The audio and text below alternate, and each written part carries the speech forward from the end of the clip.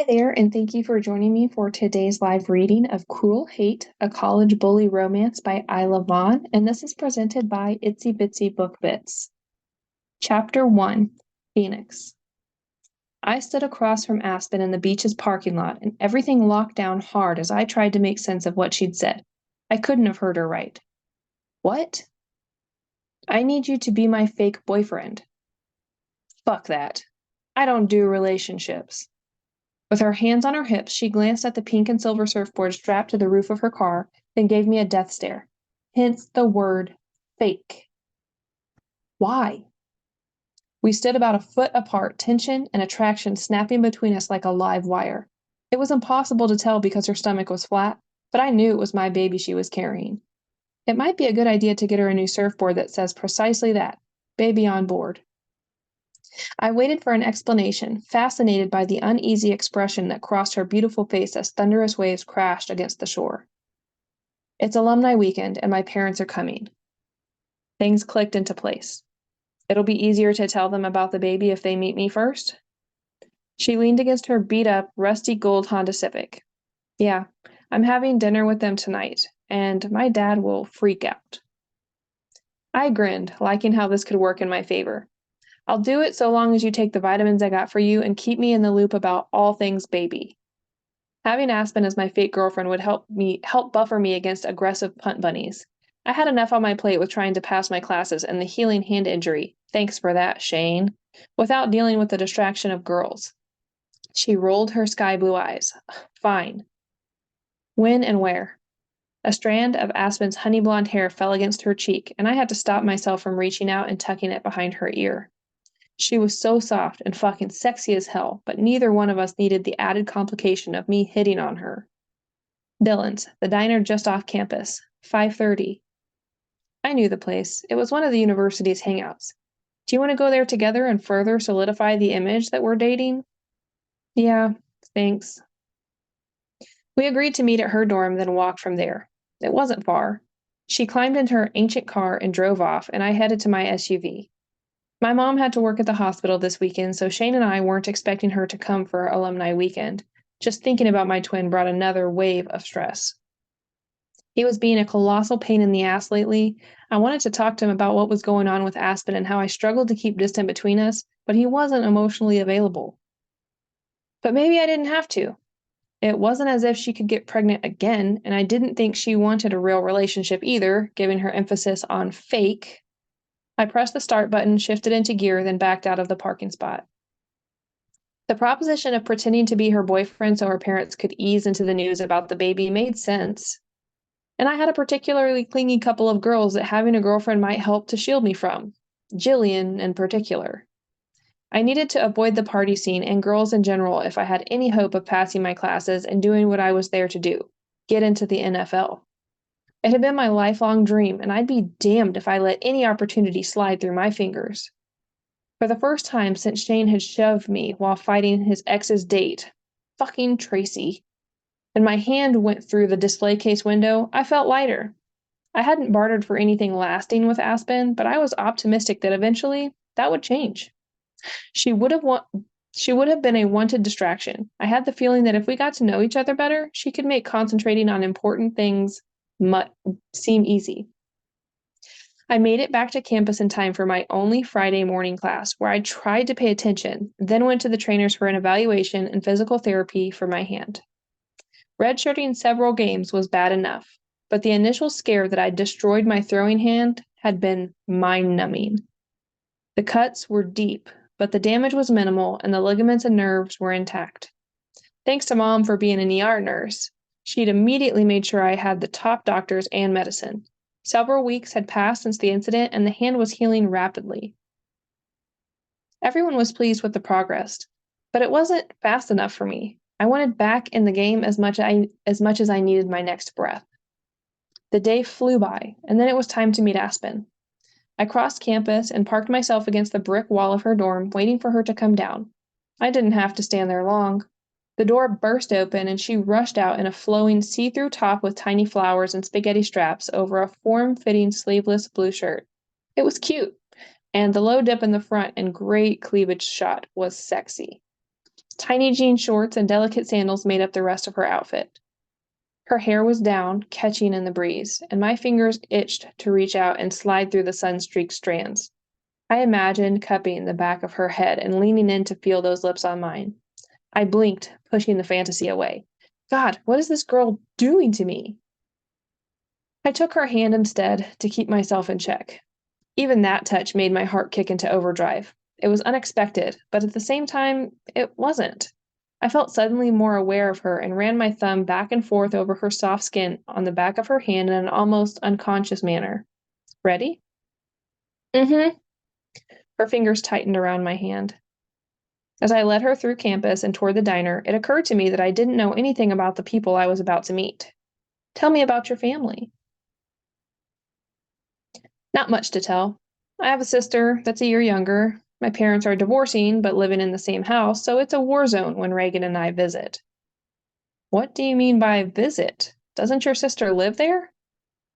Thankfully, not during the school year. Her boyfriend's parents are putting her up during school so she doesn't have to transfer or make the drive every day. I think it's because they know what it's like at our house through their son, Dane. She tugged on my hand, not giving me time to ask anything else about her sister, Dane, or the divorce. Tell me about you. They may quit us, and I would rather be prepared. What's to tell? You know about Shane, my twin. I've got two cousins that go here that are more like brothers to me.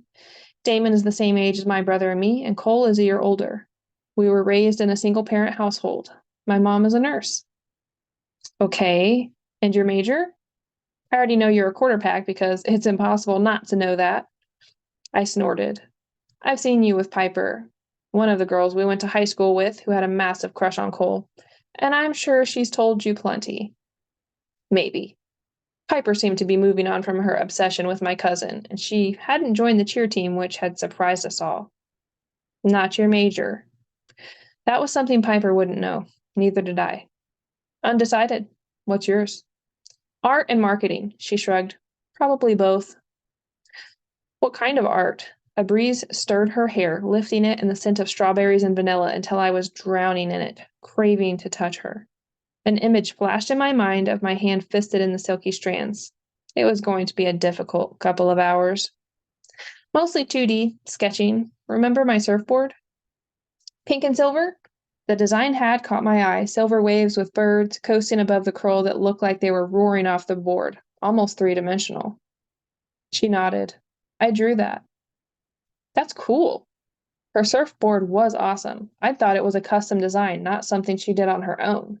This chick was just full of surprises. I bet she could get a job designing board art at any of the surfing companies. She didn't even need the degree. She shrugged, and I realized I was still holding her hand. What the fuck?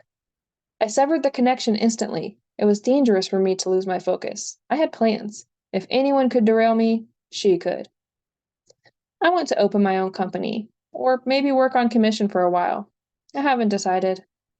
We arrived at the diner, and I opened the door for her. The bell jingled as we went through. Aspen grabbed my arm tightly as she led me to the man and woman sitting in a booth by the window. I could see the resemblance right away. I bent down to her ear as the reality of our scenario was about to unfold. What's your last name? Reed, she said from the corner of her mouth just before we were in hearing distance of her parents. As we reached the table, I shifted Aspen to my left, curling an arm around her waist. The couple stood, and I smiled. Mr. and Mrs. Reed, it's great to meet you. We shook hands. They were careful as I'd offered my almost healed but still bandaged right one. It was okay, and I would play again soon. After we sat, the waitress brought menus and took our drink orders. Aspen's leg bounced under the table, and I rested my hand on her leg out of sight of her parents. Call us Mark and Brittany, her mom smiled. And you're Phoenix? Aspen told us earlier today that you'd be joining us for dinner. I grinned to put her at ease, noting her keen observation of how close her daughter and I were sitting. Phoenix Bennett. Aspen and I met over the summer, then again when school started. We've been dating for a few weeks. A gleam entered Mark's eyes. I've heard a lot about you. Thane had a few write-ups about their up-and-coming star quarterback. Too bad about the hand. When are you cleared to play? The waitress returned with our drinks, and I handed Aspen the first water before accepting one. I waited until the server left and flexed my hand. I'm already practicing, and I'll be in the game this weekend, but they have McCaffrey in as the starting QB. I might ride the bench for a while, especially since I'm a freshman. McCaffrey doesn't read the field or have the accuracy you do. Aspen and her mom were talking amongst themselves. She seemed okay, so I kept entertaining her dad. He's a solid player. I haven't earned a spot yet. I'm not expecting to jump right in. Don't get me wrong, I would love to, but it's up to the coach. Mark grunted.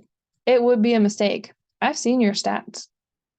I knew he was talking about the article about the team's expectations and projections in the alumni journal, which had included my senior year stats. But they hadn't expected the injury. I was impressed. I could get on board with a father-in-law like him.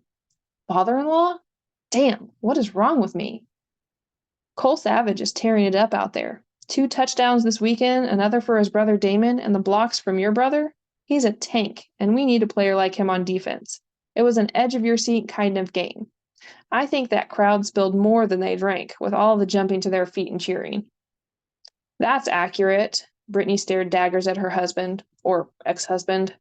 I couldn't remember if they were in the process of divorcing or if the papers had been finalized. I was pretty sure Aspen hadn't told me. Cole and Damon Savage are my cousins. I steered the conversation away from whatever train wreck was about to happen between Aspen's parents. We grew up playing ball together. That's right, Mark whistled. You've got some major talent in your family. Are you aiming for the draft? That's the plan. That was the goal, and I would make it happen. The NFL had always been my endgame. The waitress brought our food, and the conversation shifted.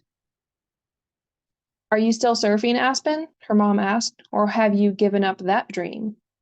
Aspen furrowed her brows. I'm not giving anything up. I was out this morning. Why would you say that, Brittany? There's no reason she has to give up surfing to get a degree, and you haven't quit on what you want. The last statement dripped venom.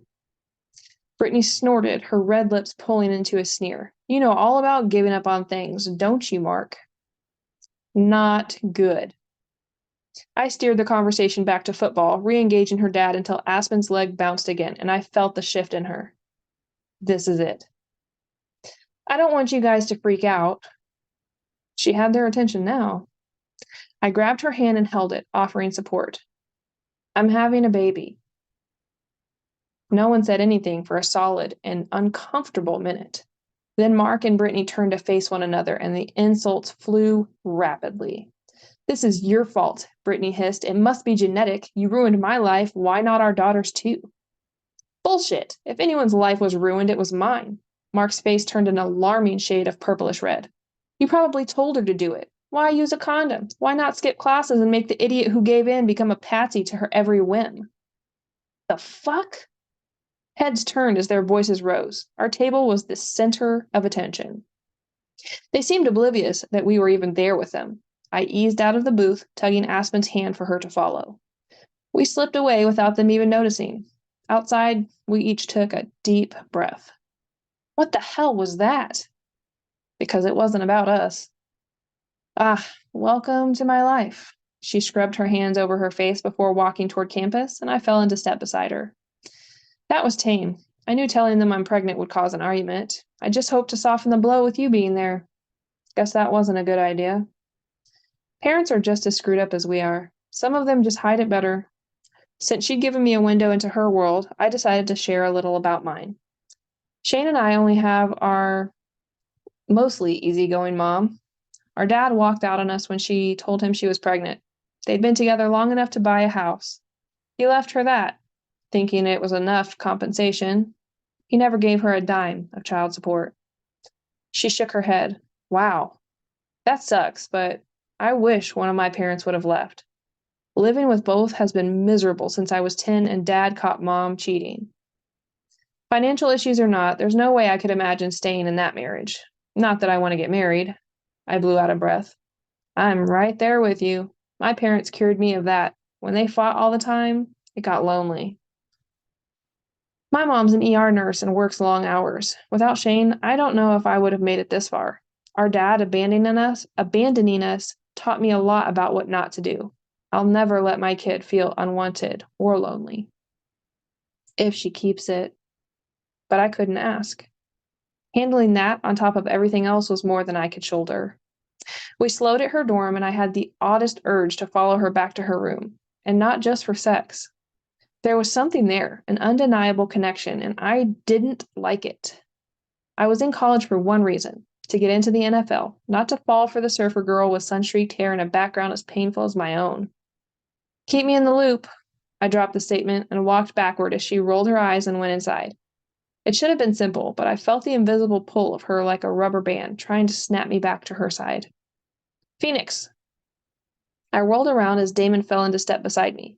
Good. I needed the distraction. I clapped him on the shoulder. Anything going on this weekend with your dad and Riley's mom coming? They couldn't make it, which is fine by me. He glanced back at the dorms. What's going on with you and that chick? Shane said something. Damon and Cole were family, and I needed their support more than I cared to admit. The weight of what was going on with Aspen and the pressure of passing classes was almost too much. Remember that party at the Cove over the summer? The one after Shane got dumped by Tracy in a text? Traitorous bitch. Yeah, that one. I met a girl there. The one you were just with, right? I think Sky and Riley are friends with her. Met at the Cove, too. Yeah, probably. Her name's Aspen. We stopped at the edge of the parking lot, ignoring the students partying around us, heading off campus. We had sex, and I found out recently that she's pregnant with my kid. Fuck, cuz. Damon's head knocked back. Shane didn't tell me that part, just that you were seeing some girl. I couldn't believe it, not with how focused, and not on chicks, you wanted to be here. I frowned as movement from the corner of my eye made me turn. Shit. Jillian. I couldn't shake that chick. I'd gone out with her twice, and she was already planning our wedding. Ignoring her and hoping she hadn't overheard us, I refocused on my cousin. Nothing's changed. A knowing look flashed through Damon's blue eyes, which only stirred my unease about what was coming. He saw the writing on the wall, too. I was full of shit. Everything's changing.